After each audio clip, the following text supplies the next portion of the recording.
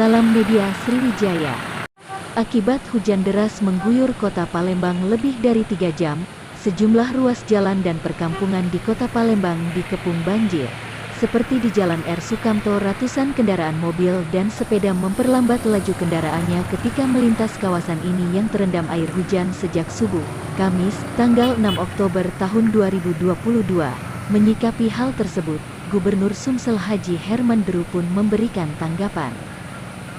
Ya, kita harus mengakui ya, beberapa hari hujan dengan curah deras ekstrim lah, dan banjir mengakibatkan daya tampung saluran-saluran ini dan kolam-kolam retensi di Palembang ini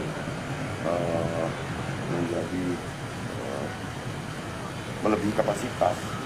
Sehingga tumpahnya ke jalan, ke halaman rumah orang, tapi untung saja cepat terkendali. Buktinya siang hari tadi sudah banyak surut, hanya ada di satu titik ya.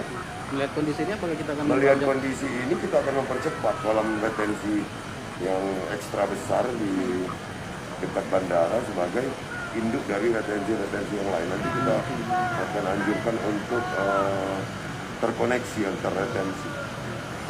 Ya, tapi ingat ya, saya mengajak semua untuk makin disiplin di dalam penimbunan rawa-rawa. Itu ada perdanya, ada aturannya.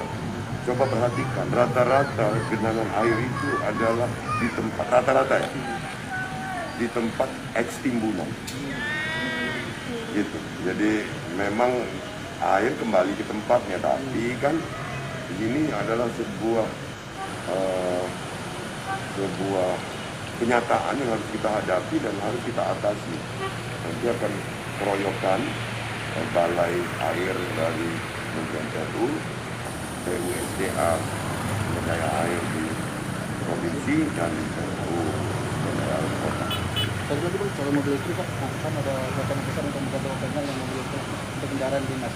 Menggabungkannya itu? Ini nah, kita jaga, tapi kan kalau dibeli ke situ ada lemak, dibeli ke Galo.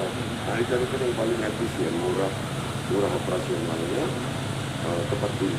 Kalau fasilitasnya itu sebenarnya tentu akan minimal untuk yang operasional dalam kota lah. Oh, untuk daerah? Ya enggak, maksudnya kalau pejabat Pemprov itu untuk operasional dalam kotanya. Tapi kalau luar kota kan, kalau habis baterai ngecas semua.